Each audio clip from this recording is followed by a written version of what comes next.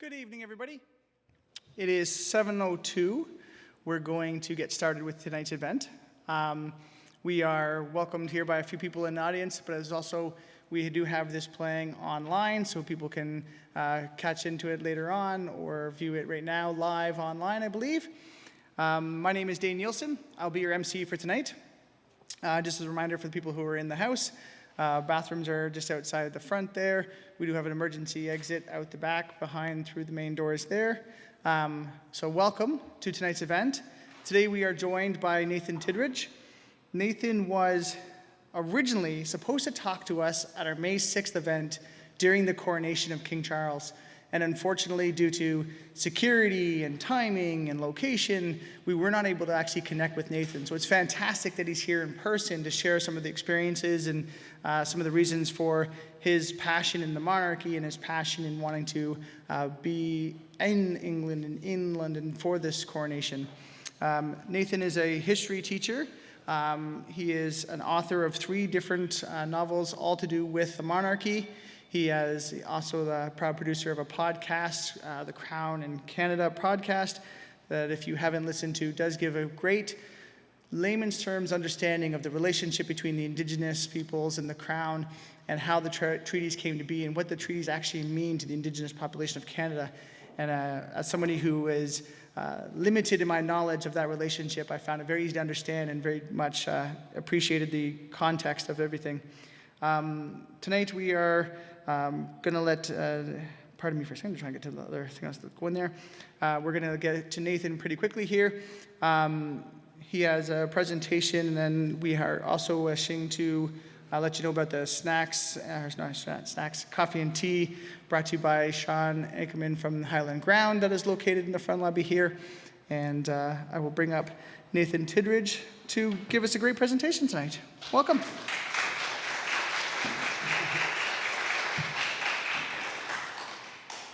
Thank you very much. Thank you for having me. I've never been introduced by a deputy mayor before, so that was thank you for that, sir.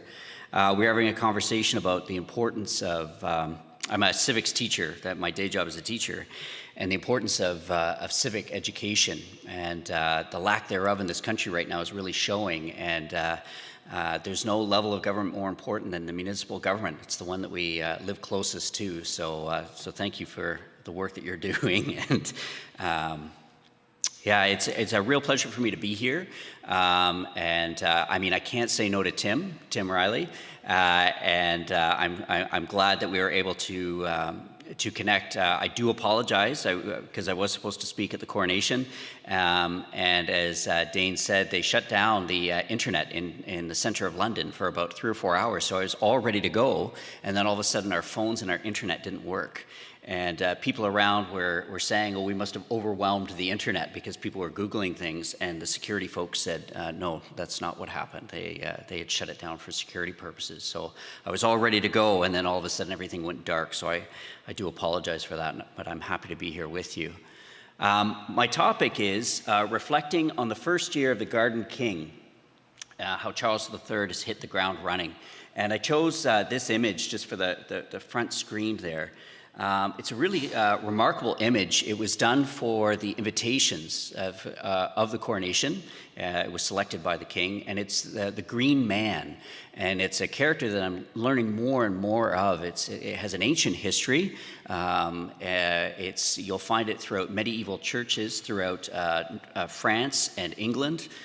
Some people argue that it has pagan origins. Others, it's an important Christian image, and then for others, it's an important gardening image. I've also heard that it reminds us that we all return to the earth, that it's supposed to evoke that as well. And I think it was very deliberate that the king chose that for his image. He is a garden king. Gardening has been important to his life. For his entire life.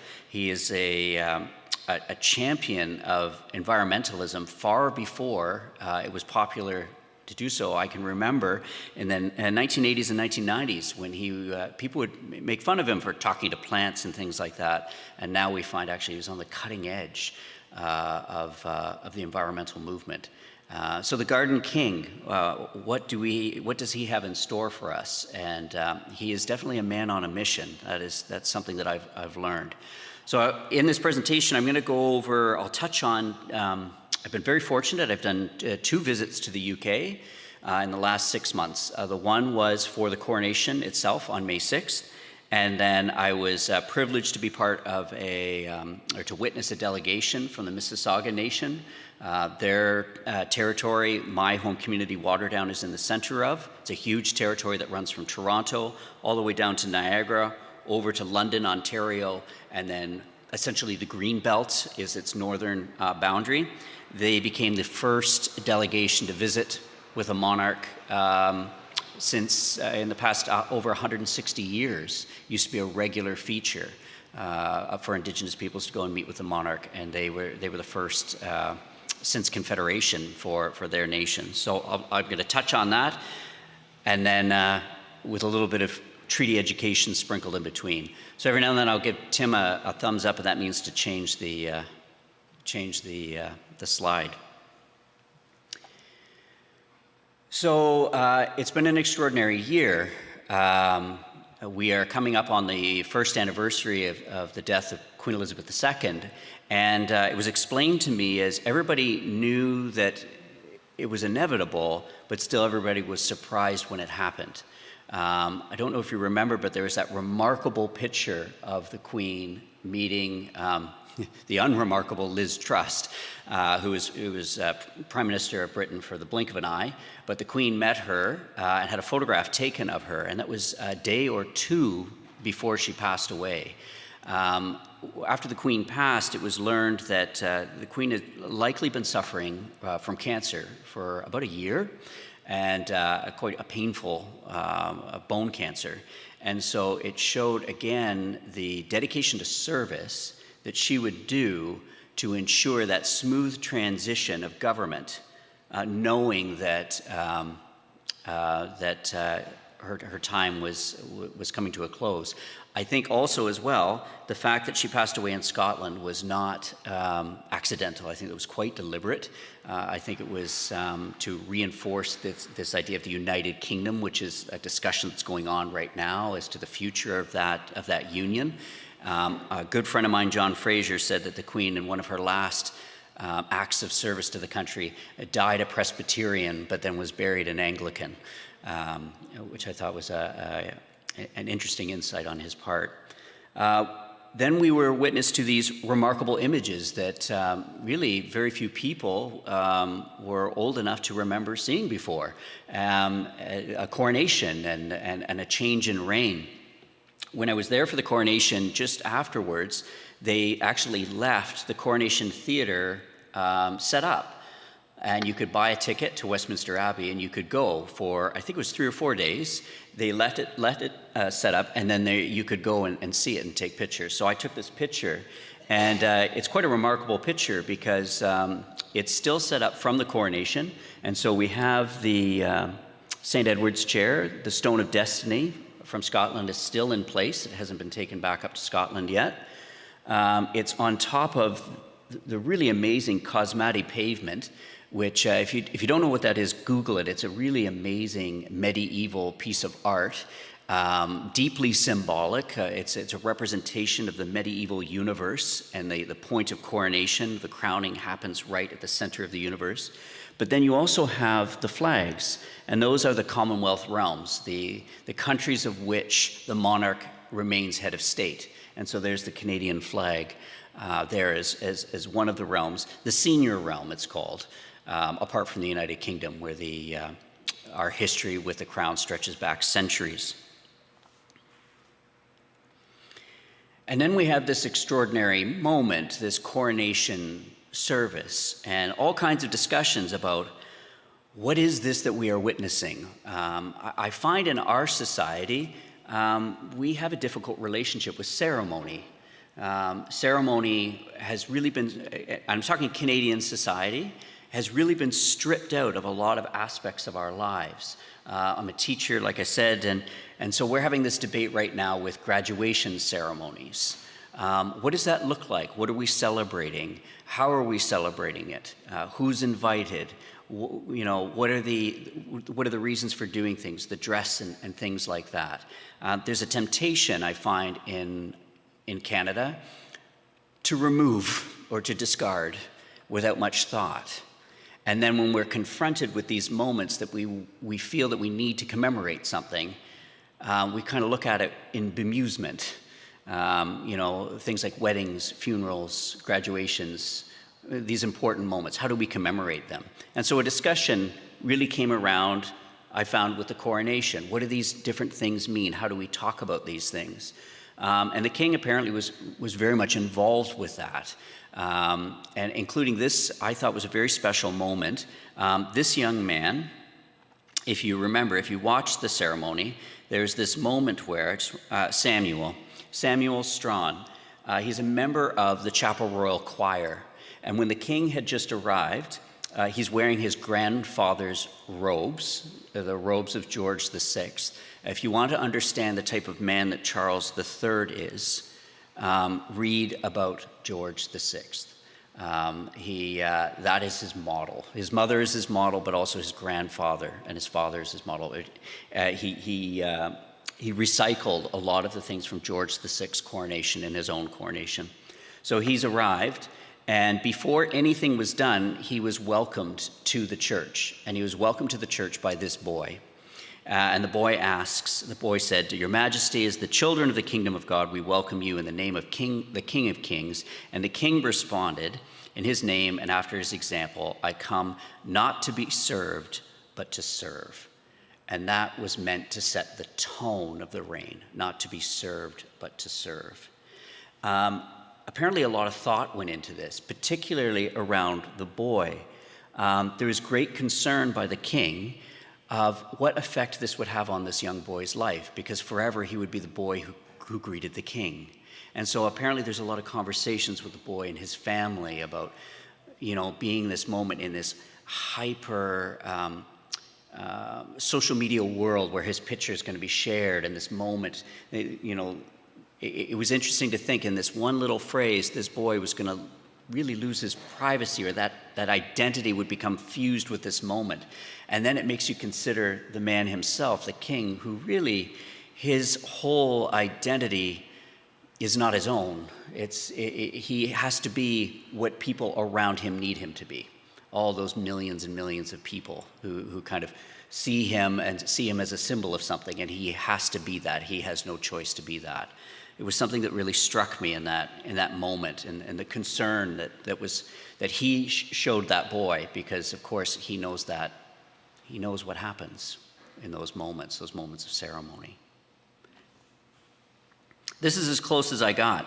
So people always ask, they say, "Oh, where did you sit in the Abbey?" My sister texted me, "Where are you sitting in the Abbey?" I wasn't in the Abbey. I went to Canada House, the High Commission, and they had screens set up inside, and that's where I viewed the coronation. And then there was a procession, and so at the appropriate moment, we all ran out of Canada House, and from the balcony of Canada House, that's a zoomed-in picture, by the way, so that's the closest I got. So it was this big golden carriage, and there was two little heads bobbing about in it, and I knew that one of them was the king and the other one was the queen, and so I snapped that picture.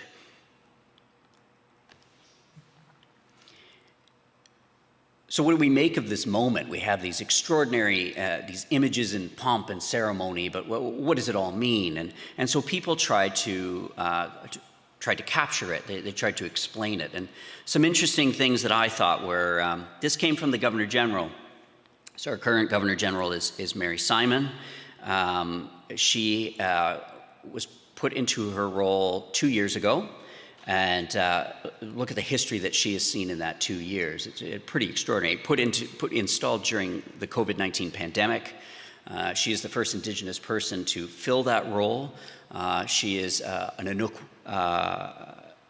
filling that role. So in Canada, I think it's important to understand that Indigenous people are all different, and so there's three main groups: First Nations, Métis, and Inuit.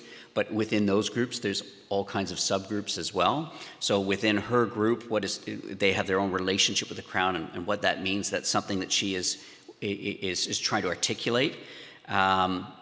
And she released a statement when the Queen died, and she said, "His Majesty the King ascends at an important time in the history for Canada and the Commonwealth. We face many complex challenges, many of which cannot be resolved without global cooperation and dedicated leadership. The Crown has come to reflect our ever-changing country and society, representing and fostering our relationships with each other, with Indigenous peoples, and with the international community." And I thought that was an extraordinary statement, especially this idea of the Crown has come to reflect our ever-changing country. As an institution, it's one of these institutions, as Canadians, that really binds this federation together, even though we don't really notice it much. It's kind of hidden in plain sight. It's on our highway signs, on our passports, on our stamps, in our crown corporations, crown attorneys, in oaths of allegiance, and everywhere. So it's everywhere, and yet it's largely not thought about, I think, by the Canadian population writ large. But when we have to consider as a country, what are these institutions that hold this federation together?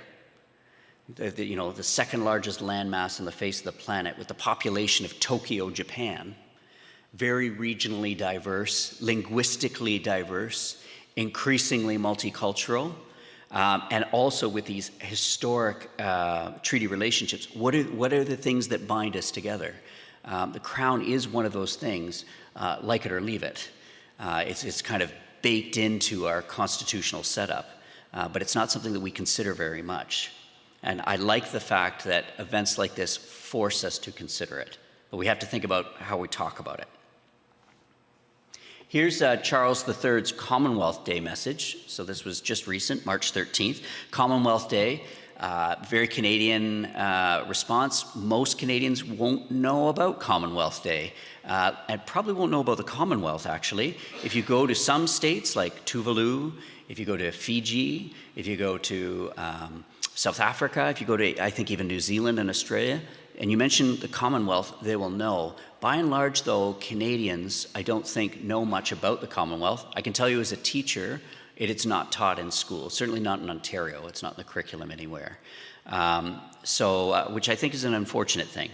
The King here speaking about the Commonwealth, he says, "Here, the Commonwealth has an incredible opportunity and responsibility to create a genuinely durable future, one that offers the kind of prosperity that is in harmony with nature, that will also secure our unique and only planet for generations to come." His use of the word harmony, I think, is very deliberate. He's written a book, and the book's title is called Harmony. He wrote it with two other authors, and he takes a look at the convergence of architecture, mathematics, the environment, built and natural environment, and how these things kind of come together. I think it's a really excellent book, and if you want an insight into the mind of the man, I would encourage you to read that book or download it, because it's available for download as well, to have it read to you. The fact that he's saying this as king, I think, is a really important thing, because he's really giving an indication of where his priorities lie. I don't think you would ever hear Elizabeth II say something like this. That wasn't what she did. I actually wrote, I had a really, I think, in-depth conversation about this, because a friend and I this was during the coronation. A friend and I were kind of thinking about, what does this all mean? And late into one night, and it was such an important conversation, I thought, that I actually wrote it out. I wrote it out in my journal, and this is what I wrote. I wrote, "The late Queen was a steady hand. Her long reign was one whose hallmark was stability during a period of great upheaval in the world. She was a veteran in the Second World War. She sent the first email in 1976 by a head of state. It's, a world of great upheaval. Elizabeth II was an even keel, and it's very likely that William V, her grandson, will follow the same model set by his grandmother. Prince William, the Prince of Wales now, is cut from the same cloth as his grandmother, very much so. However, Charles III, much like Edward VII a century earlier, is a man with a very different approach. In many ways, the king is instigating change and driving an evolution in the crown. For much of his life, the king has been an active participant in the world. And this first year of his reign has made clear his passion has not subsided. He's had over 70 years to observe his mother's life of service, and he clearly understands how to navigate the constitutional and ceremonial spaces that he now inhabits. An expert by the nature of his lengthy apprenticeship, as well as his own ideals, this king seems willing to tread closer to the lines that all of his predecessors since King George V have been mindful of. Charles III is a product of an extraordinary time, and these next 10 to 20 years could be some of the most consequential in this monarchy's history. I think he knows that the power of the crown, the monarchy, rests on its relevance to our society. And if it is no longer relevant, it won't survive. And I think he's very conscious of that. And that's one of the reasons why I think we're seeing some extraordinary statements and changes in this. This comes from an interview. So before he was king, he was Prince of Wales, but just last year, 2022, he actually had an interview with Margaret Atwood. Margaret Atwood was the editor for BBC4 Radio for a day, one of the programs there, and so she interviewed the Prince of Wales. And in this interview, she asked him what he'd been doing during COVID, and he said that he had actually been spending a lot of his time calling First Nations peoples in Canada, discussing with them about the environment. And he said, their wisdom and understanding of what is sacred, the fact that in Canada, First Nations people have always believed that you have to think about the seventh unborn generation, and it's high time we paid more attention to their wisdom, he said. We are part of nature. We are nature. We are a microcosm of the macrocosm. And he ended telling Atwood, my great ambition is how to rewrite the balance between humans and nature. It's another extraordinary statement, I think, by him. And indeed, the Canadian experience of the coronation, there we go, though not well reported by the Canadian media, was the interest that Indigenous people had taken in it. So as I said, I was at Canada House, and the majority of the people that were at Canada House with me were Indigenous. Some of them not invited, but showed up because they wanted to be a part of this. This is a delegation from, I believe, Treaty 3, present-day Manitoba, Saskatchewan, possibly Alberta, I think Manitoba, Saskatchewan. There are other treaty nations there as well. Manitoba, the Grand Chief of Manitoba and representatives were there as well. And they were there to witness this event, but also to listen. You may have noticed that the King met with Indigenous delegations, including one from Canada, but also from other parts of the world. He was actually crowned by an Indigenous nation from the Amazon basin the day before he was crowned as King of the United Kingdom and all the other Commonwealth realms. And the elder hugged him. And of course, he gave a hug back. He's quite, I've had to explain a few times that all the protocols, I find reporters obsess about protocols, about when to shake hands and that sort of thing. Those protocols are to tell people who don't know what to do, to give them that kind of framework. But they're not hard and fast rules. And the King is very quick to cut through that so that people feel quite at home. And I don't have that image, but there's this wonderful image of him embracing the elders from this Indigenous nation. He also, the Maori King, has a great relationship with him where he was discussing treaty rights with the Maori people of New Zealand. And in his first meeting with the Canadian High Commissioner, Ralph Goodale gave an interview after that. This was the day after the passing of his mother, and the first thing that the King talked about with Ralph Goodale was Indigenous treaty rights and the environment, and that he wanted to be a part of that solution. Again, extraordinary statements, and not really well reported here in Canada. I think that's because, personally, I don't think the Canadian government knows what to do with the King. They don't know what to do with him. When I watched the coronation, this was the woman that was sitting in front of me, and she was wearing a red dress earring, and that was something that I paid close attention to. The red dress has become a symbol of missing and murdered Indigenous women and girls for this country. Red Dress Day was, I believe, May 5th, the day before, and you know, it was a moving moment that she was there to pay attention to what the King was saying, what the ceremony was, what was Canada doing as part of this ceremony, and that she herself, this is a ceremony where she's honoring these people. So it's these moments that we have as a society, bringing people together in these convergences. What are we thinking about? How are we internalizing these things? What are we talking about? And so that leads me to, we do have to talk a little bit about the Canadian dimension of the Crown. And for me, that's treaty. This is really something that's emerged, I think, in the consciousness of Canadians over the past decade. And it's to the point now where you cannot separate the two, the history of the Crown and then the history of treaty. But often what happens is, I find, is that the Crown gets discarded as colonial.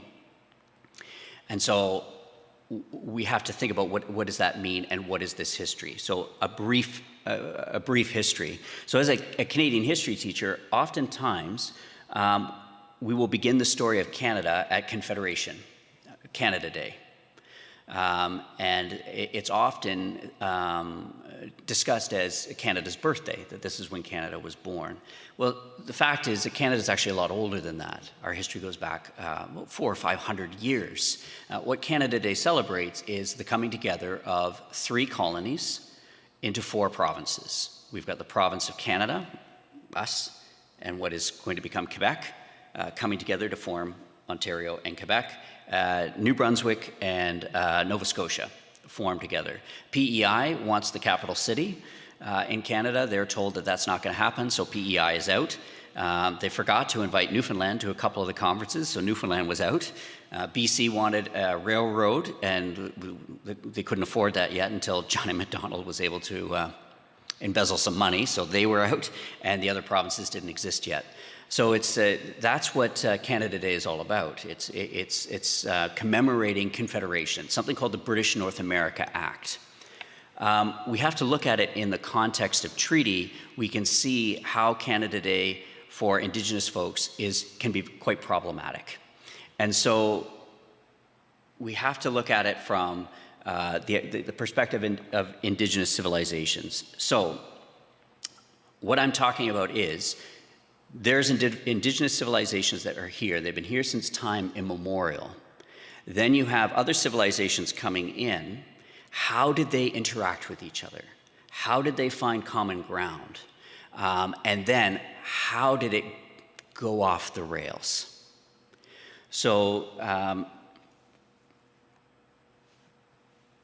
we'll flip to the oldest relationship that exists in North America between Indigenous and non-Indigenous people, and it's something that's called the covenant chain. And so what happens is you have the covenant chain is formed between what's called the Haudenosaunee Confederacy. They consider themselves the oldest democracy in the world, functioning democracy in the world. They still exist. The Confederacy is still functioning. They encounter Dutch traders. The Dutch traders land at a place that they name New Amsterdam. It'll eventually be called New York. They start navigating up the Hudson River, and they establish a fort, which they call Fort Orange, which is now present-day Albany, and they start making contact with the Indigenous nations that are there. The first one they come in contact with is who we now call the Mohawk. The Mohawk bring them into this confederacy, which is 5 nations, will eventually become 6 nations. 6 nations of the Grand River. These are the folks that I'm talking about. There's common interests in trade. There's common interests in relationships, but there's huge barriers. There's barriers in language. There's barriers in worldview. There's barriers in governance models. There's barriers in views on private property ownership and things like that. Capitalism, which is emerging in Europe. So how do you overcome those barriers? Well, there is an Indigenous way to do that. It was called treaty. They are these relationships, fluid relationships that could be formed. And so this is what's called a wampum belt here. And this wampum belt manifests the covenant chain, which was a relationship that was established with the Dutch around 1613, plus or minus, between the Dutch crown, which is here, and the Indigenous folks, which are here. The idea being we're bound together, we have these common ideals that we want to pursue, but we are different people. We are going to accept our differences, but we're going to have this relationship. We're going to get together regularly to talk about these differences. We're going to honor our differences, our sovereignty, I think we would use that word now, and try to progress forward. That's the idea behind it. Europeans fight. The Dutch and the English get into a war. The Dutch lose, the English win. New Amsterdam becomes New York. Everything gets anglicized. The English see the value in this relationship, and so they pick up the covenant chain. And so King Charles II, around 1667, picks up the covenant chain and establishes this relationship with the Haudenosaunee. It's a relationship that still exists to this day. The critical part of it is that it's all about equal. We are going to come at this as equals, as equal nations, and anytime that there's problems, you can shake that chain that's in between us, and the other side will come together and we'll talk it out.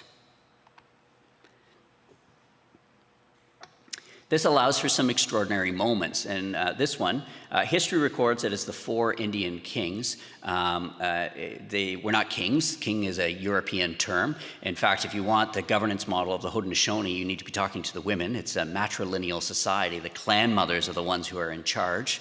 That's probably why the Indian Act imposes a patriarchal society on top of Indigenous people, because it's attacking women, because many Indigenous civilizations, the women are the center of the governance structure. Anyways, so kings is a European term. They're Indigenous. They're not from India. And they're often recorded as Mohawk. 3 were Mohawk, 1 was Mohican, and there may have been a 5th, actually, who died on the trip over. But anyways, these gentlemen cross over. They're not chiefs or anything like that. They're representatives from their nations. They cross over to England, which was not uncommon. There were regular Indigenous delegations going over to England. And they're trying to establish a military alliance with the English. Still at this point, so we're talking 1710 is when this happens. The French are still poking around up in here. We were part of New France at that point. And the French there was incursions going into their land. Also, there were English settlers illegally squatting on their land. And so they were trying to figure out how do we remedy this? And so they send this delegation to the court of Queen Anne at St. James's Palace, and they say to her, we want you to beef up your military, to push these French out. If you do that, we can form some kind of an alliance. They also add in, the French are Catholic, and so they dangle a carrot and they say, if you do that, if you want to send one of your Anglican priests over, we'll entertain that. You can even build us a chapel if you want. So it's using faith as a diplomatic tool, because they knew Queen Anne is the first queen subject to the Act of Succession, meaning no Catholic can succeed her. It has to be a Protestant. It's very smart. Sure enough, she sends an Anglican priest over and builds a chapel called the Queen Anne Chapel at Fort Hunter in what is now upstate New York. It becomes what's called a chapel royal, and I'll explain what a chapel royal is in a moment. It's built in 1711. The Queen sends over all the things you need to build a chapel, a royal chapel, gifts. Her successors will follow in that suit. So it's King George III, or King George I, II, and III. They send over all kinds of things for this chapel, and a relationship is built. Here's our map. So the blue is New France. The red are the 13 colonies. Recalling your history, we have the 7 Years' War that breaks out in 1757 between the English and the French. Indigenous nations are allied to either the French crown or the British crown, depending on where their interests lie. And they'll change alliances throughout this war, as any country does, when it suits their nation. But anyways, through this war, the ultimate end is that the British win, and the French are swept off politically. The French crown is removed, except for two little islands off the coast of Newfoundland, which remain French territory, by the way. New France still does exist. It doesn't exist in Quebec, but it does exist in Saint-Pierre and Miquelon, which is still European territory in Canada. But the British move in. And this presents a problem for the British, because the British at the time think that they are the most powerful military on the face of the planet. And nothing against the British, all due respect, but they aren't. They assume that since the French have been defeated, that their Indigenous allies have been defeated as well. And so they carry themselves as if they've won, and they start occupying all the French forts up in what is now southern Ontario and northern Ontario. The Indigenous nations who were allied to the French said, oh, wait a minute, yeah, you beat the French in the war, but we're still at war. You didn't tell us that the war is over. And they proceed to evict the British out of their forts. We record it as Pontiac's rebellion, but it wasn't a rebellion, it was a war. They weren't rebelling against rule, it was a war with an equal nation. And one of my favorite stories comes from Michilimackinac, Fort Michilimackinac, which you can still visit. The way that they got the British out of that fort was, apparently the Odawa Nation was one of the ones that were involved. They showed up and they invited the British soldiers and commander of the base to view a lacrosse game. And the British thought, well, this will be nice. We'll come out and we'll view this lacrosse game. Not understanding that the nickname for lacrosse, had been told, is the little brother of war. So the British come out of the fortress to view this lacrosse game. The lacrosse game begins. During the lacrosse game, they switch out the lacrosse sticks with weapons, and the players/warriors, take the fort.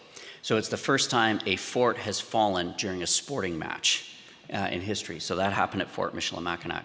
The British soon realized that if they were to have some sort of relationship in this territory, that they were going to have a treaty with the Indigenous nations. They couldn't defeat them militarily. They tried and they just couldn't do it. Also, the British, they want to make money. It's all about economy, and so they want to trade, and so they need these nations in order to trade. And so they start listening to a gentleman by the name of Sir William Johnson. Sir William Johnson was an Irishman.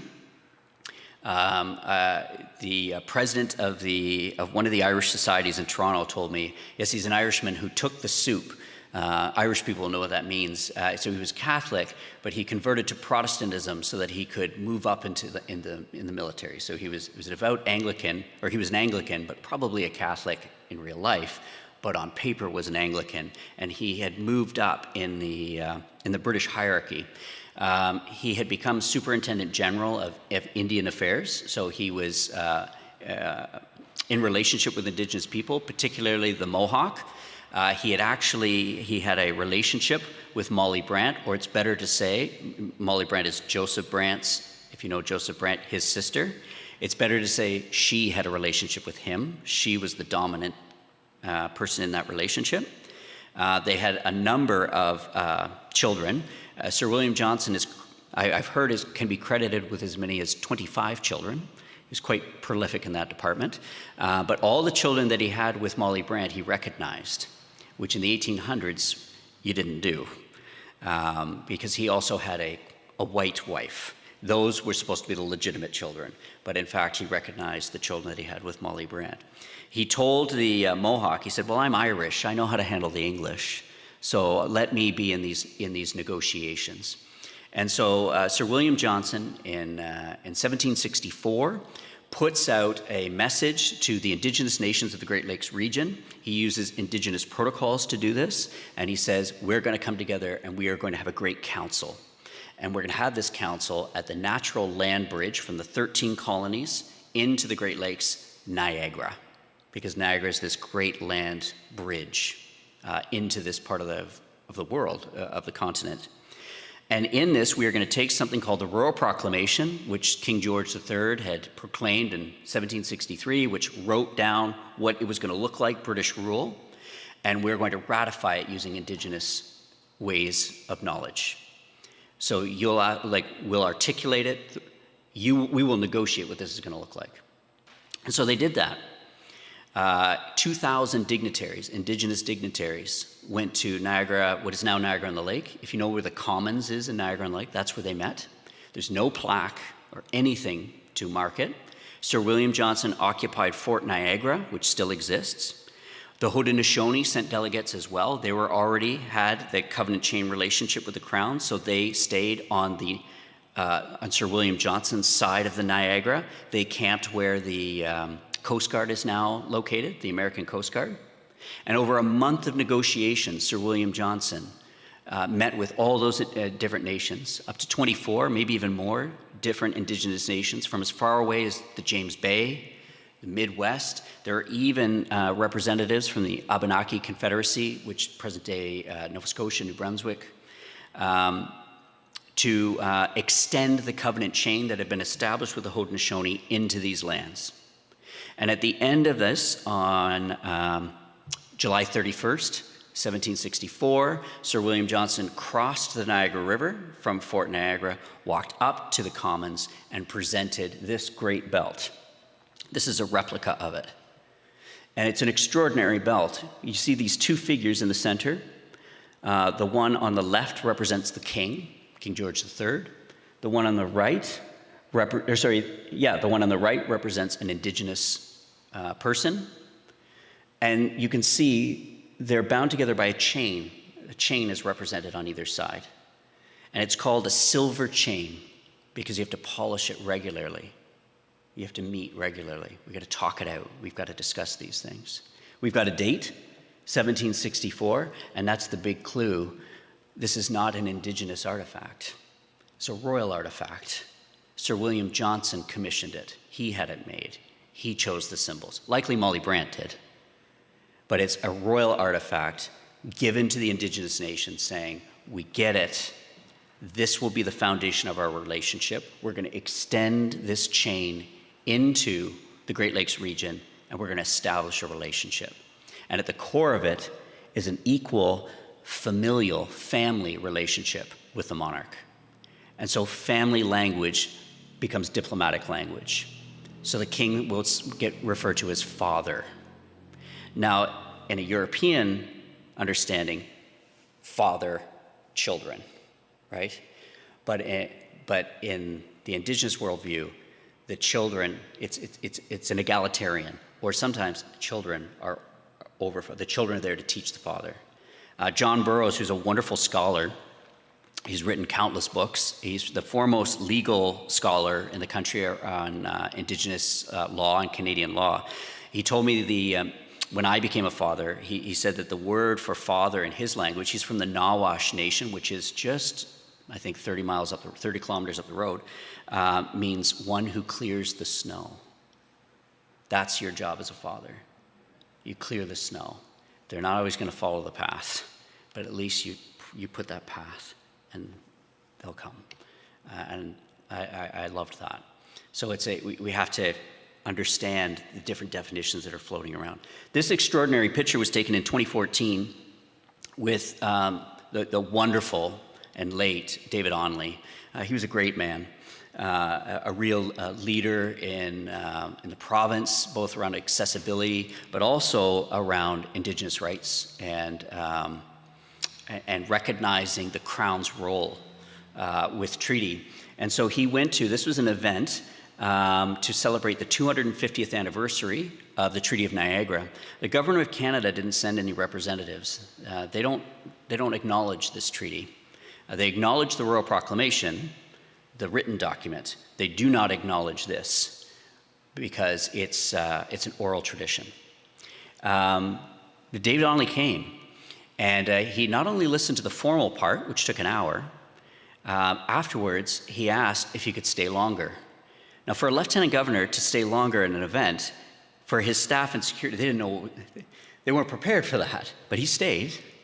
And he went back to Fort Niagara, and there was a feast that was happening. He participated in the feast, and then he stayed and had pictures taken with the belts, which for the longest time, they didn't want officials being photographed with these items.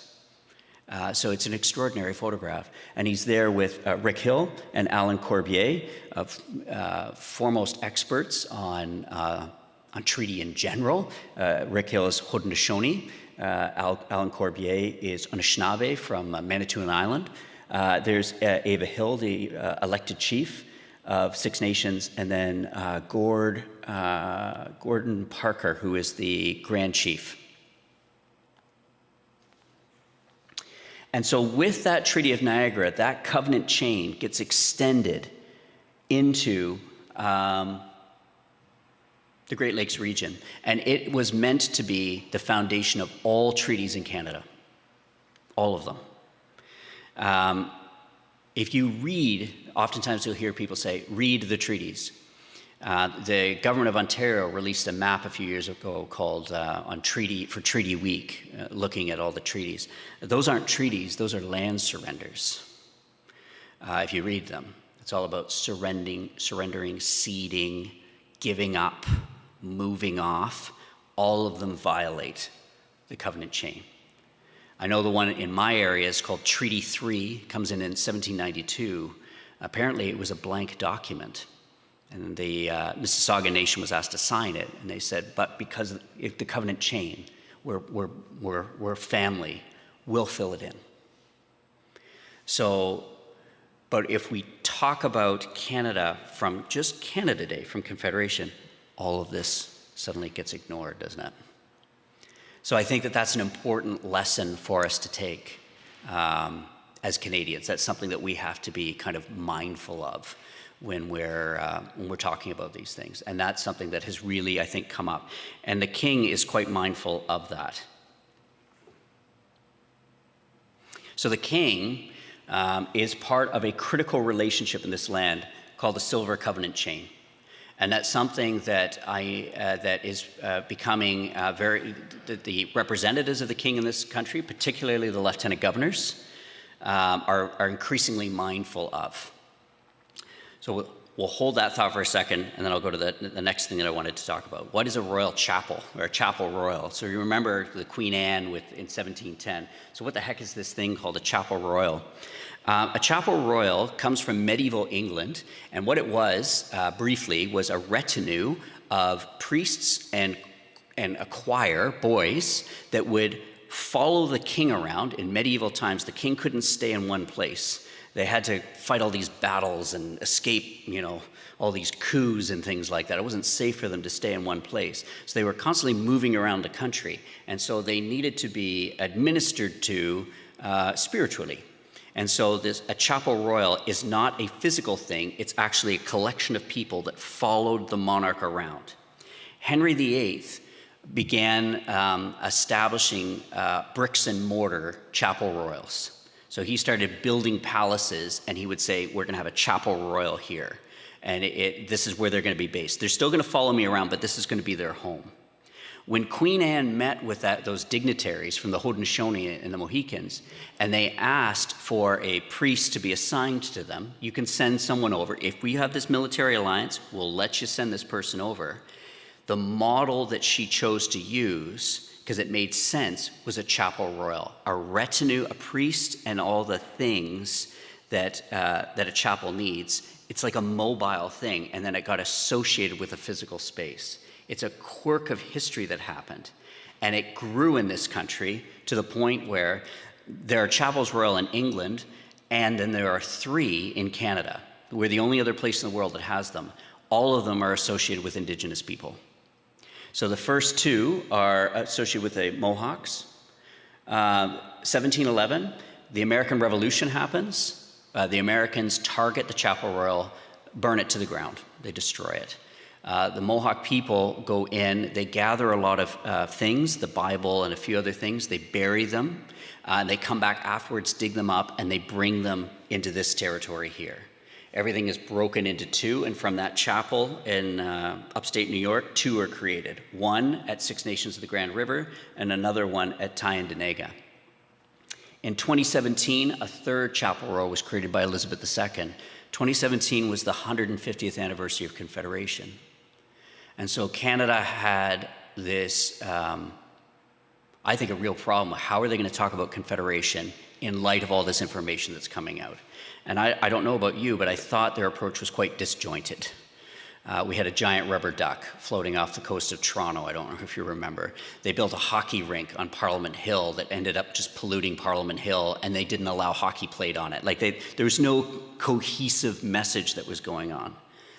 What did the Queen do in 2017? She founded a Chapel Royal with the Anishinaabe Nation based in the Treaty of Niagara. The Treaty of Niagara that's not recognized by the Government of Canada. It's not reported, it wasn't much talked about, but that's what she did. Because there's this wealth of history, there's that knowledge that comes from it.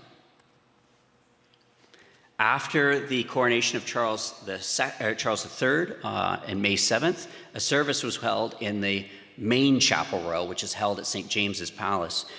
Most people think that the heart of the monarchy is Buckingham Palace. That's the one that's on all the postcards and stuff like that. But actually, the home of the monarchy is St. James's Palace. So you've got Buckingham Palace, this big pile here. Right next to it is St. James's Palace. It's smaller, it's more intimate, built by Henry VIII. Added onto, blown up, burned down, all kinds of things have happened to it. It's not flashy, but that's the home. That's where the throne actually is. It's not at Buckingham Palace, it's at St. James's Palace. The day after the coronation, the royal household went to a service at the Chapel Royal, and the person who spoke was Perry Bellegarde, former national chief. He was the first Indigenous person since the 1710 delegation. And he spoke there. He gifted tobacco. He spoke about the king. He spoke about the relationship with the king. And he gave a teaching about treaty. And he did it all in Cree at first. It's the first time an Indigenous language had been spoken at St. James's Palace since probably 1710. And he gave an education to the royal household that were there. So the king was not there, but the people who inhabit the palace were there. There's a picture of them just after, and that's his wife, Valerie, and Valerie's wearing a ribbon dress. Again, the first time a ribbon dress has probably ever been worn at St. James's Palace. Historical quirk, they're standing just near the heart of Mary I, Bloody Mary. Her heart is buried just right where their feet are. I took this picture in the color court of St. James's Palace. There's the contrast, I thought, between them speaking there with members of the household. There was more people there, but to be careful with the pictures. But I thought what a striking image that was. Again, not reported, but these conversations and things were going on. Just before the king was crowned, the Duke of Edinburgh, Prince Edward, the new Duke of Edinburgh, met with the Mississauga Nation at the Chapel Royal. The third Chapel Royal exists in Toronto at Massey College. And there he is meeting with Chief Stacey Laforme of the Mississaugas, his treaty partner. And they were meeting there to discuss the Duke of Edinburgh Awards. And they met as equals. They met for 45 minutes, talking, looking for ideas, looking for ways to work together and to talk. There was an exchange of gifts back and forth, an exchange of ideas back and forth. The Lieutenant Governor was there as well as other dignitaries. When the Chapel Royal was created at Massey in 2017 by the Queen, I'm quoting Stacey Laforme, GEMA Chief Stacey Laforme, he wrote, "Confederation set aside our treaty relationships, beginning a very dark chapter in the relationships between Indigenous and non-Indigenous peoples on these lands.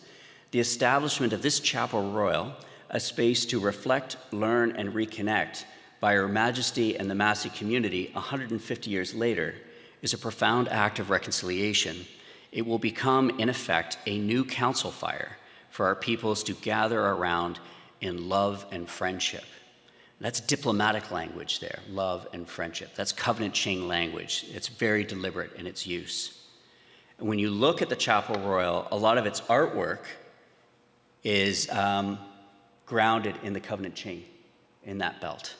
So those were modern pieces that were commissioned. They're by a wonderful glass artist, Sarah Hall, and they reflected this idea of the Chapel Royal as a new council fire, gathering place, where we can come together and talk in treaty about these important issues, the good, the bad, and the ugly as well.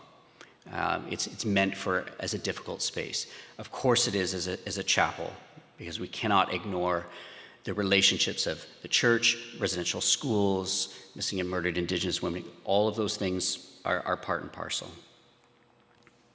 Here's the holiday card released by the Lieutenant Governor of Ontario, and she very deliberately is stood at the altar, and right in clear, in plain view, is the covenant chain wampum. Again, remember what I said, where just a few years ago, the Government of Canada, it was not, images of it weren't wanted. And here we have the crown, the personal representative of then the Queen, standing next to the belt.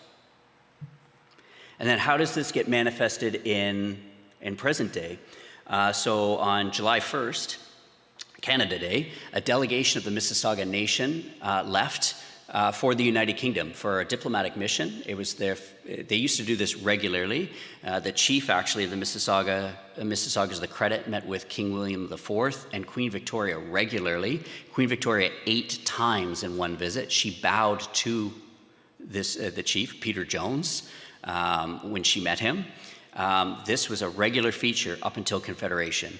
Once Confederation happens, the Government of Canada works very diligently to stop Indigenous people from traveling over to the UK. Most dramatically in 1924 against the Haudenosaunee, who tried to join the League of Nations in 1924.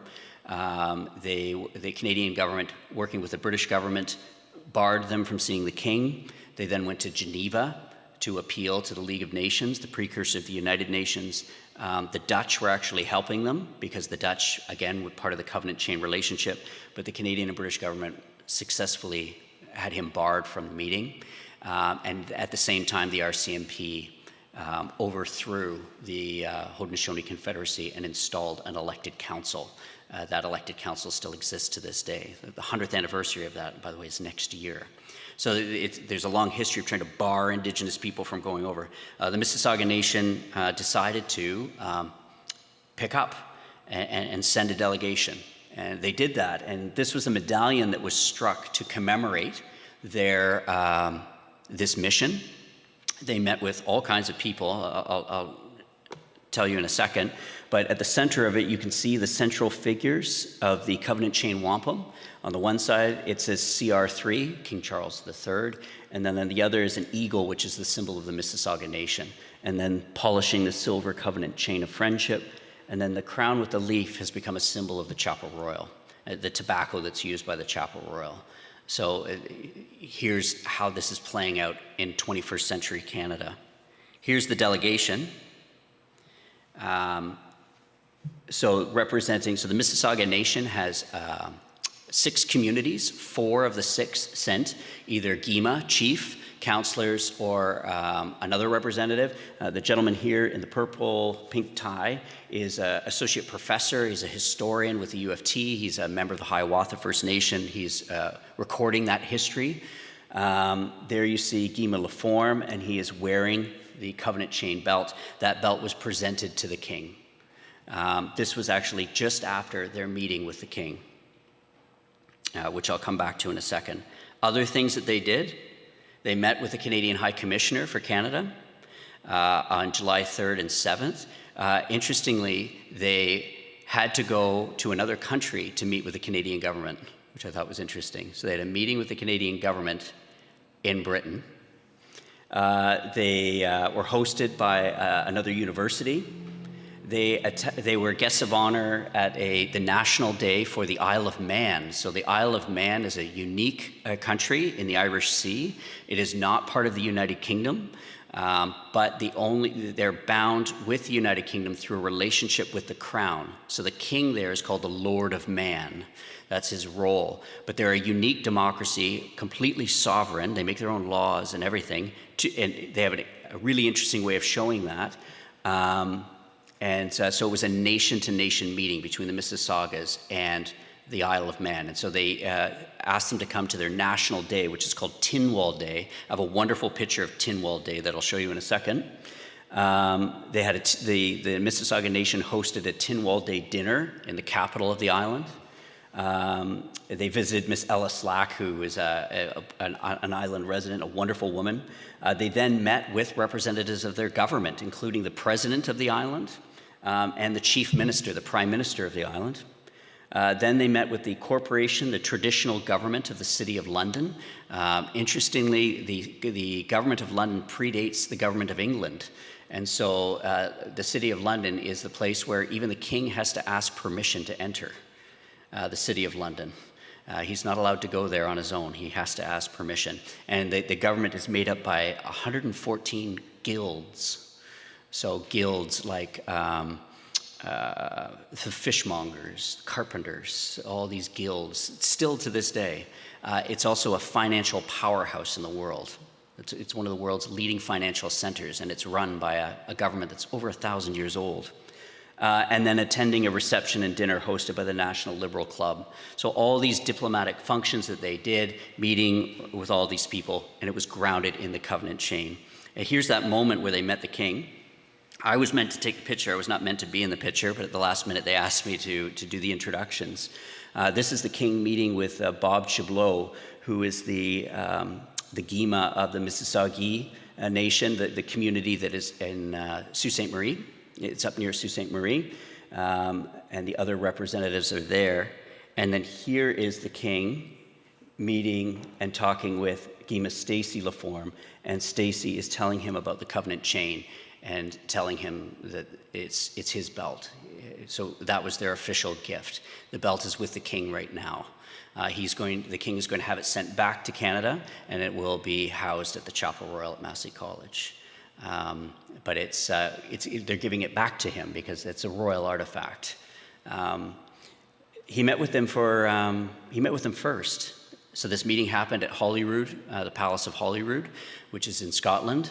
There was 8,000 people there. The king heard that there was an Indigenous delegation, and he said, "I'd like to meet with them first." The event was 2 hours. He stayed with them for 15 minutes. And they talked about all kinds of things, treaty, the covenant chain, the delegation, the wildfires, his desire to come to Canada, all kinds of things, teaching, ways forward. It was an extraordinary moment.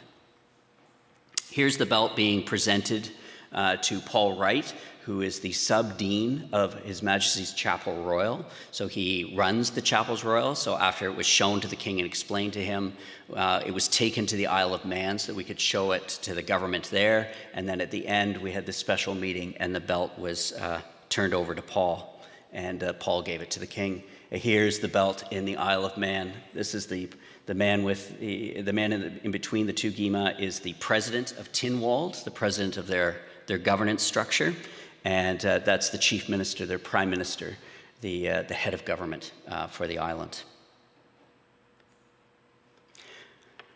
So a couple of things that I wanted to kind of end with for us is some things to consider. I think that the Crown in this country is one of the most misunderstood institutions. People don't understand how the Crown works. And that's especially true of government. And so there's a couple of things that I just wanted to highlight about how our democracy has developed and how that this was all done without consultation with our treaty partners. And this is where a lot of the problems have emerged. A foundation of our constitutional structure is that Canada, we are a constitutional monarchy. So that means that we're a monarchy, but it's a monarchy that's subject to a constitution. And one of the supreme things about this is that the monarch, the king, is bound by a convention called responsible government. And what that means is the king cannot act without advice by an elected government. He just can't do that. He must be advised by an elected official in order to do something, which means that the democratically elected government, which is the government that elected by the population or the majority of the population, are the ones that are in control. If we consider this through a lens of treaty, we can see where problems emerge, because who is the higher population in Canada? Is it Indigenous folks or is it non-Indigenous folks? I thought a good example to show how bound the Crown is to this is by this. The Canadian Crown, I don't know if you saw this, it was part of the Government of Canada's announcements. I'm not going to try and betray my bias, but I think it's awful, but this is the new crown that the Canadian government has designed. This is the Crown of Canada. You're going to start seeing this. It's going to replace all the crowns in the country. It was designed in honor of the coronation. And you can see it's been divested of all kinds of things. So that's the crown that the king uses, called the Tudor crown. The one that you see on highway signs and everything is the St. Edward's crown. That was the one that Elizabeth II used. Charles decided to use the Tudor crown, which is another very common symbol. You'll see it on older military uniforms in Canada. What the Canadian government said is, no, we're going to design a new Canadian crown, and this is it. So they've dropped the crosses, the fleur-de-lis. They've added in a snowflake at the top. It's a reference to the Order of Canada. They've gotten rid of the jewels, and instead they put a river on it. We're not sure who they consulted with this, who they talked to with this, but it doesn't matter.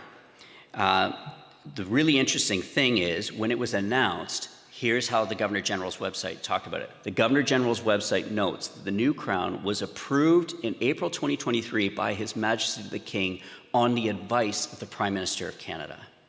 That's a constitutional statement, but most Canadians won't get that. That means the King can't say no. If the Prime Minister offers advice to the King must say yes. Must say yes, every single time. That's just how our Constitution has evolved and has been set up. So when people ask about when will the King visit Canada, the King can't choose to visit Canada. The King must be advised to visit Canada by the Prime Minister. Same thing with the Prince of Wales, by the way. Where will the King visit in Canada? The King cannot choose where he visits in Canada. The King must be advised where he goes in Canada. So when the King was here as Prince of Wales in 2022, he was here on one of the themes was reconciliation. And so he went to Yellowknife as part of this. I was in Yellowknife when he was there. He was there for 4 hours to meet with Indigenous folks, for 4 hours, on a lightning trip that was less than 3 days. So the now King and Queen, who are in their mid-70s, were flown from the United Kingdom.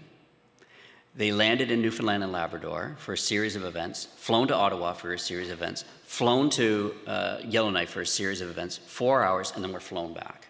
When I saw them, they were exhausted. They're still doing all the events and everything like that. But how do you have a meaningful relationship in 4 hours? And of course, people are asking that question of him. But the problem is, he didn't set the agenda. He's not allowed. The Government of Canada sets the agenda for the King, for the Crown. So we're asking the wrong people those questions. You might remember this famous picture. It circulated in the news. So they were then the Cambridges, now the Prince and Princess of Wales. They visited Jamaica. And so there was much fanfare, or much made of this photograph. So what happened was they were visiting Jamaica, and they were visiting the Jamaican Defense Force. And this Jeep, the Queen had used when she visited in the 50s or something like that. And so they wanted to recreate the image. And so you've got William and you've got Kate, and they're on the back of this Jeep, and then you've got the soldiers in the back. The moment I saw it, I went, oof.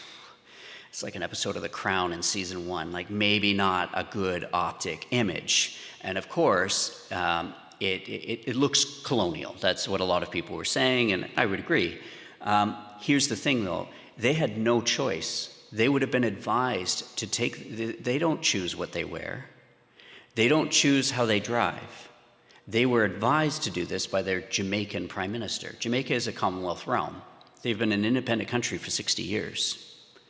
So it's up to, if they had said, no, I'm not going to do this, it would have been an offense to the Jamaican Defense Force. If they had unilaterally refused to do it, it would have violated Jamaican independence, because the Jamaican Constitution says the Crown must follow the advice of their elected representatives. But the Crown makes, for politicians, a really good scapegoat, doesn't it? Because it's really bright and flashy, and the uniform and all that sort of stuff, they attract that decision. And so sometimes some politicians can use that to kind of distract from the conversations. So I say this with, in reference to, there's a lot of discussion around an apology. Will the king apologize? The king could apologize tomorrow if the prime minister advised him to. He can't do it by himself because it would violate Canadian independence. In Jamaica, the Jamaican prime minister lectured the then Duke and Duchess of Cambridge about the evils of slavery, which is, it is evil. If the Jamaican prime minister wants them to apologize, he must advise them to apologize. That's all he has to do, but he knows that.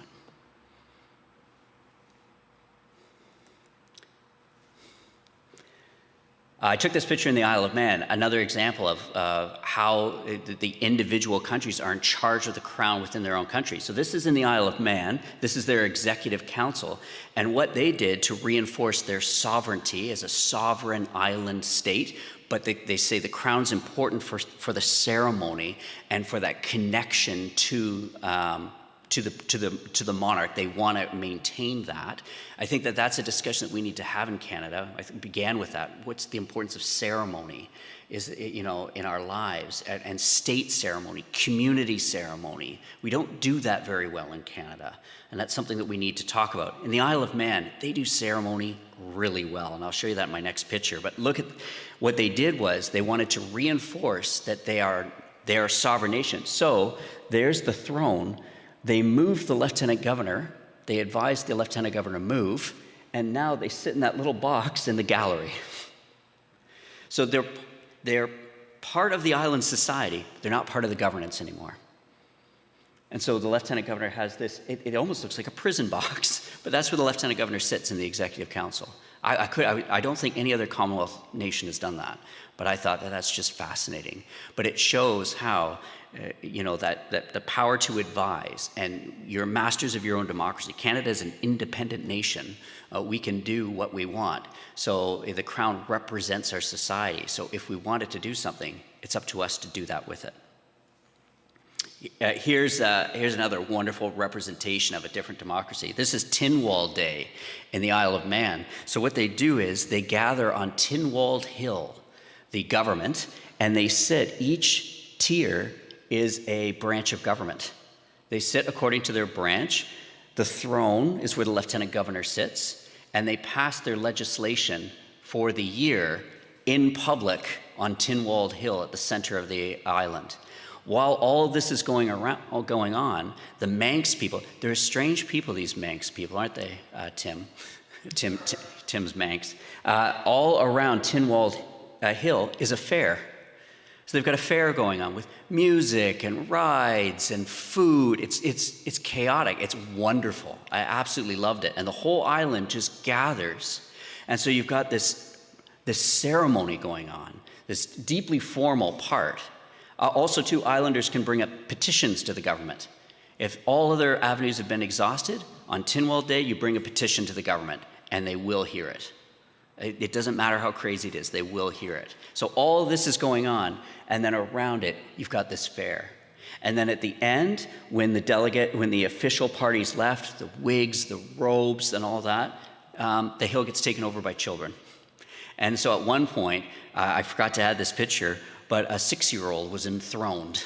So sat on the throne was the 6-year-old girl while her friends were playing tag around her. I thought, isn't that a wonderful expression of a democracy right there? It's fascinating. The oldest regularly gathering parliament in the world, over 1,000 years. Vikings has its roots in Viking traditions. Oh, at that moment there, sorry, Tim, I sent a text to a friend because at this very moment, the king was being given, it was a Scottish coronation. He was being given his honors as the King of Scotland. He was being shown the crown. But here, he was being proclaimed or being talked about as the Lord of Man. So as the Scottish king, it means nothing. He's the Lord of Man here. But in Scotland, it was all about him being the King of Scotland and the meaning behind that. And there was people protesting or celebrating, depending, these two very different nations, two very different relationships, all this happening simultaneously. The last thing I wanted to talk about, or last point I wanted to make, was that the Crown has these three rights in our democracy. The right to be consulted, to encourage, and to warn. What has also developed is an extraordinary power. So the right to be consulted, encouraged, and warned, meaning that a lieutenant governor, a governor general, or the king has the right to talk with their head of government about what's going on and to be informed about those things. They have that right. They have the right to encourage in private a government official, and they have the right to warn. Now, so you could have a prime minister meet with the governor general or the king, and the king or the governor general could warn them about anything, advocate about anything. The prime minister can dismiss it the moment he leaves the room because he's the elected official. He can do whatever he wants. But as a power to bring those issues up, the sovereign still has that. It's valuable for a prime minister, a head of government as well, because in those meetings, there's no records kept.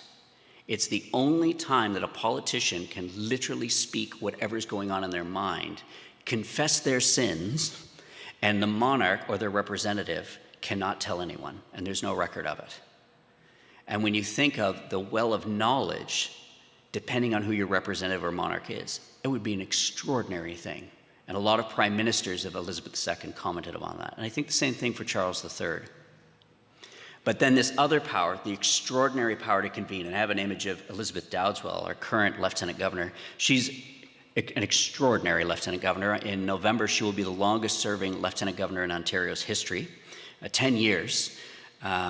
She knows about this power to convene, the ability to create community. If a politician, pick one if Justin Trudeau or Doug Ford issues an invitation to an event, people will come or reject it based on their politics, especially today in this polarized world. There are people that will just not talk to somebody because of their politics. That's the world we live in right now. More often than not, though, an invitation from the Crown, people attend. It's one of the few institutions in this country that can gather different groups together. And it exists for that sole purpose.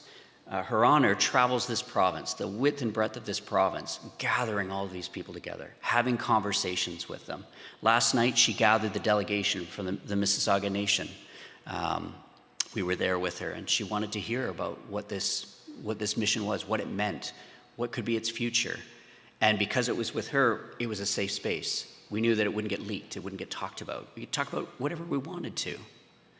They're kind of like the Barry and Jane of the world, Barry and Jane Penhale, who are celebrating their 37th anniversary today, by the way. Their home, I was just at their home this afternoon, and I was thinking about all the wonderful people that have come through that space and the ideas that are swirling around that space, that ability to convene community. Right? The community barbecue, I think, is this weekend, right? That's a huge ability. It's a huge power. The Crown has that ability. Charles III knows that. I don't know if you remember COP26. He was advised by his, again, 3-second Prime Minister, Liz Truss, not to attend the environmental conference, COP26. So what did he do? He invited them all to Buckingham Palace. Now, I don't know if the Queen would ever do that, but he did it. He used his convening power to bring all these people together, and through that, he sent a message. I think that's an extraordinary thing. And if we do that with treaty in mind, I think a lot can be done. A lot is being done behind the scenes, but I think more can be done. So what will Canada's Carolean era look like? It depends on Canadians, right? It's we are the Crown. So when people ask, when will the king visit? What will the king do? When are all these things going to happen? The question is not to the king. The question is to the Canadian government. He's made his statements. He said he wants to be a part of reconciliation. He wants to be part of the country. He wants to come to Canada. Now it falls to the Canadian government to action that. They have to advise him to do that. They have to advise the Governor General to act in treaty. They have to provide that advice. Once that advice happens, it could be a quite extraordinary era, but it depends on that advice. So with that, I want to say thank you. I've talked at you now for, I think, almost 90 minutes. So I apologize for that, but I'd be happy to answer any questions if anybody has any questions or anything like that. And if not, that's totally fine too. Yeah. Oh, there's a question here. Yes, sir. It seems to me that the water treaties were made before Canada was established. Yes. And therefore, and I understand that the Queen would go down to Brantford, and whenever it's a secret ride, she'd go down there and talk to the people that signed the treaty that her forefathers signed. Yes. Yes, so, yeah, and that's often an argument that gets used by the Canadian government, that, oh, the treaties are pre-Canadian. So is Magna Carta, so is English common law, so is capitalism. So it's all those foundational things. We can't pick and choose, right? If we're a law-abiding nation, we've got to observe the law. But on top of that, in the Constitution Act of 1982, so we patriated the Constitution, right, in 1982, and what happens is we get a line inserted in because of Indigenous lobbying. They go over to the United Kingdom, they lobby the Queen, and they lobby the Government of Canada and the British government, and Section 35 gets added in, and Section 35 says that they recognize and affirm existing treaty rights. So that means that something like the Treaty of Niagara, it's not ancient history, it's 1982. So it brought them forward. So now what's happening in the Canadian legal system is, for the last 30, 40 years, what does that mean? So we've just had a new thing where UNDRIP, the United Nations Declaration of the Rights of Indigenous People, has been, a bill has been passed to harmonize UNDRIP with existing Canadian law. They're going to be doing that for the rest of my lifetime. What does that mean? If you read UNDRIP, that is a huge statement, huge statement. So what does that look like now? We have to address that. So yeah, there's, and all in the background, while Canadians have been having this discussion, these institutions like the Crown, which are designed around institutional memory, which is something that Canada's not good at. We are not good at institutional memory in this country. I'm a history teacher. Only 4 or 5 provinces mandate history for a high school diploma. There's 10 provinces. You're in one of them. It's only grade 10 history. We teach beginning of World War I until we can get to the end, which for me, if I make it to 9/11, I'm lucky. There's only one province that teaches civic literacy, Ontario. It's a half-credit course taught in grade 10. Students hate it. And it's being pushed online. You know, how do you teach government online? But that's the future. So, yeah, so in the background, there's these institutions that are based in institutional memory that remember these things, but then you have a Canadian government that has its own priorities, that thinks in 4-year election cycles, that thinks about, they've got to remain popular, so, you know, things like giving land back and talking about that's not popular for the Canadian public, so we're going to push that to the side. And then you have an education system that we're not doing a good job of teaching Canadian history or Canadian governance. So at the beginning of my civics class, I'll ask students, you know, who's the head of state in Canada? Inevitably, 1 or 2 will say the American president. The rest will say, I know exactly what the first question is going to be on the first day of school. They're going to be talking about Justin Trudeau and Sophie Trudeau's separation, which was announced today. That will be the dominant thing. It won't be about things that we should be talking about. So that's kind of how, unfortunately, and then you add in social media and these and all of these distractions that we have. We've got our work cut out for us. But yeah, sorry. Yeah. Why do you think the government is pushing history out of the school system? I mean, I took my son to Europe a few years ago, and we go to Rome. He knows nothing about it. You know, we go to England and the Tower of London. He knows nothing about any of that. I couldn't believe it. I think It's terrible. I think there's a few reasons for that. One of them is, I honestly think we did a disservice by taking out OAC, grade 13. I had grade 13. There is a lot of choice for students in school. However, the push is for science, math, engineering, we call it STEM. And so when you push that, others are not going to be pushed. And so the arts have really been suffering. Arts, phys ed, and the social sciences. Also, too, it's the way in which courses are funded. So I'll give you an example. So I teach a world history in a grade 10 history class. In order for that course to run, I need 22 students in order for it to run. In order for, say, a math class to run, there's no cap. It'll be funded no matter what.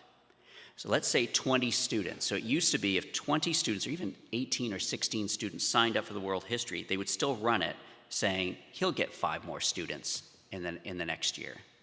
That's inevitable. That's not how it's done anymore. Unless you hit that 22, it doesn't run. We offer a wide variety of history courses. But what happens is we're spoiled for choice. There's so much to choose from. 5 choose this, 6 choose this. And so, in fact, the overall offering drops. At the same time, a lot of stuff is being pushed online. So I've been teaching at the same school now for 20 years. We're a pretty good history department. The head of our department won the Governor General's Award. He's amazing. We had 7 history teachers when I started teaching at Waterdown. There's 2 of us left, him and me. That's it. And it's not for its funding. It's not a priority. And so it drops off. That's the unfortunate thing that's happening right now.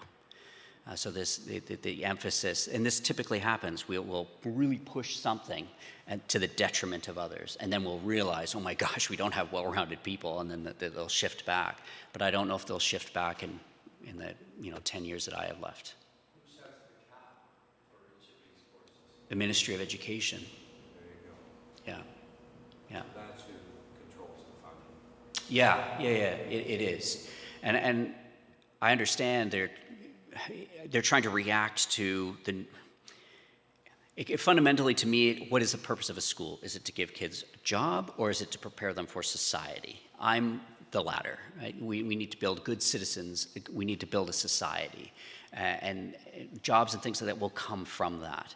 If it's just for building jobs, then that's a different system.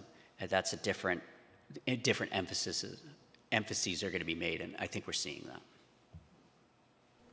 And if we really want to be, cynical about it, a less educated, civically educated population means that they will fall more prey to a more populist agenda, which is kind of what we're seeing in our political discourse and the polarization and how people talk to each other, how they treat their politicians, and we're seeing that, and I think it's kind of where we're seeing the chickens come to roost now is what's happening, because the erosion of civic literacy in Canada has been going for a long time. We have to know how our democracy works.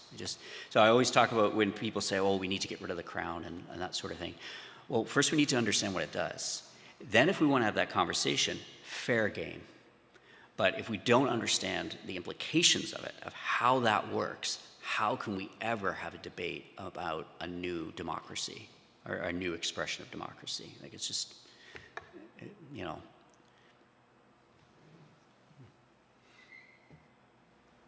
questions? Yeah. Do you feel that King Charles can actually make a difference in the fight against climate change? Does he have any sway there? Yes. He doesn't have hard power, he has soft power. So soft power is he can access spaces that we can't. He can connect people that we can't. He can talk to people and raise awareness in ways that we can't think of. So I think he has a definite part to play in that, in the conversations, even by the fact of the convening power of this talk, right? It brought people together who I think we're going to talk about the monarchy, the coronation. We ended up talking about education, the environment, treaty, and all of these things, right? That's soft power. That's big, I think, especially in this world. Hard power is the politicians. And so that comes to us to force them. They won't change unless it becomes politically toxic to them, right? So we have to understand how our system, how our democracy works. This has a part to play, but I think, oftentimes, I'll hear people say, well, he needs to order this. If you remember during the protests in Ottawa, there was a campaign where if the Governor General got something like 150,000 emails, she would be forced to fire the Prime Minister. And they got hundreds of thousands of emails because people thought that if the Governor General got 150,000 or whatever emails, she would have to fire the Prime Minister. What is happening? That's a fundamental misunderstanding of our democracy. She doesn't have that power to do that. So, yeah, these powers are important. Political power is important. We have to understand how those work if we're going to solve the existential crisis that we face. So, I don't know if that answers your question. He does have a part to play. He absolutely, and I think he's playing his part quite well, to be honest, both behind the scenes and then in the front too. He is a man on the mission. He knows that his reign is not going to be 70 years. And so he's doing a lot of work, I think, and laying a lot of groundwork as well. I heard we went for a tour around St. James's Palace, and the man who led the tour said that somebody said, what's one of the more strange parts of your job? And he said, answering emails from the king. I said, when does he email you? When the lights are on. He looks out his window, and if he sees the lights on, he emails me to go and switch them off. He doesn't want any electricity wasted. It's just, so behind the scenes and in front of store he is doing things, in my opinion. Any other questions? Meeting done. Thank you.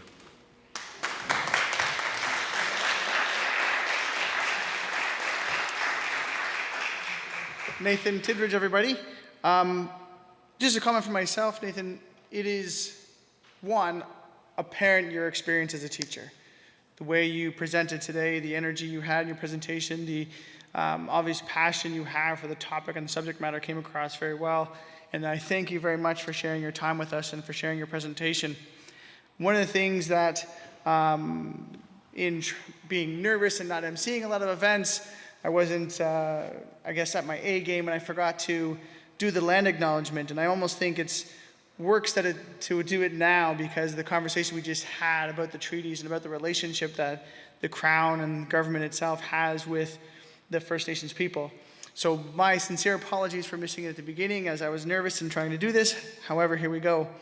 We do acknowledge with gratitude that we gather as well on the traditional territory of the Anishinaabeg Nation, the peoples of the Three Fires known as the Ojibwe, Ottawa, and Potawatomi nations.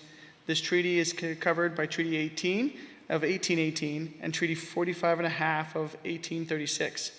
We are all treaty people. We give thanks that the Chippewas of Saturns, my apologies for the pronunciation, and the Chippewas of Nawash, now known as the Saugeen Ojibwe Nation, as the traditional keepers of this land.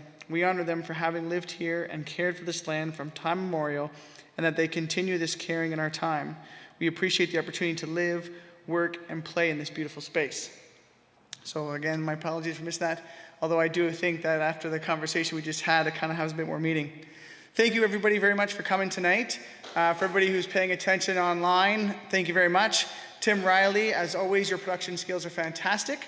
Two other things to quickly mention as well is that coming up, the events here at Ensley United Church continue on August 20, I believe it's the 19th. August 19th, we have the Granite Hill Bluegrass Band coming. And on the 26th, we have Aaron Demoff, who is producing a production evening of music through the ages. The bluegrass group is pretty obvious to can tell what kind of music we're going to get. Music through the ages is more of an opera kind of motif, if that tickles your fancy in the terms of type of musical choices. Thank you so very much. I believe there's still coffee and tea in the front. And have a fantastic evening, everybody, and we'll see you next time at Ansley Events.